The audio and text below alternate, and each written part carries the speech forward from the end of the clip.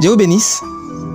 Alors, la première partie de notre méditation sur Genèse 34 a fini de nous enseigner sur les rapports entre Dina et Sichem. Quand cette partie vient nous enseigner sur la proposition de Sichem et de Hamor à Jacob.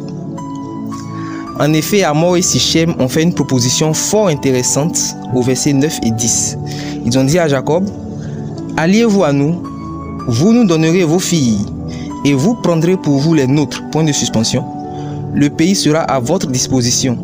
Restez pour y trafiquer et acquérir des propriétés.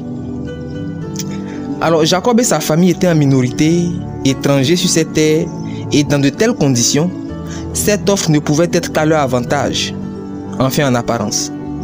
Parce que la vraie question, c'est est-ce que Jacob pouvait accepter pareille alliance? N'oublions pas que la volonté de Dieu pour Abraham, Isaac et même Jacob était de ne point prendre de femmes sur cette terre de Canaan, de ne point prendre de femmes étrangères. Ésaü, le frère jumeau de Jacob, n'a pas suivi cette voie et il a été désagréable envers ses parents et envers Dieu lui-même. Genèse 26, 35 et 28, verset 8. Alors non, il ne pouvait y avoir d'alliance entre Israël et Hamor, père de Sichem, comme il est écrit dans 2 Corinthiens 6, verset 14.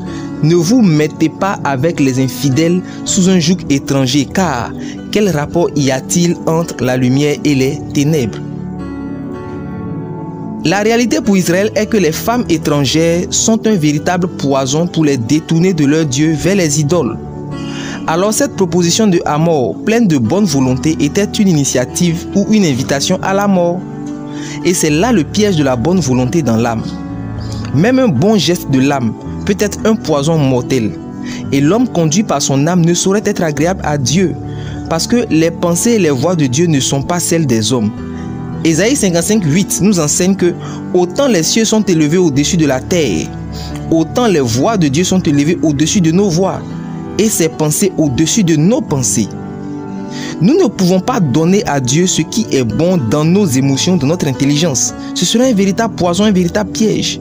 Le problème, c'est que tant qu'à nos yeux c'est bon, nous considérons que c'est aussi bon pour Dieu, et c'est une erreur.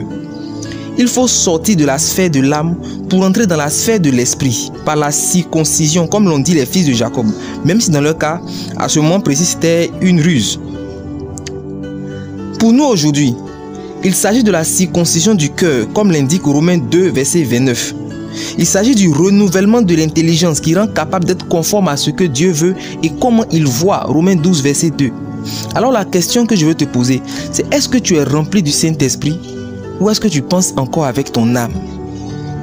Alors je prie pour toi, Esprit de Dieu Tout-Puissant, que celui qui entend cette méditation puisse faire une rencontre avec toi et puisse percevoir selon l'intelligence renouvelée.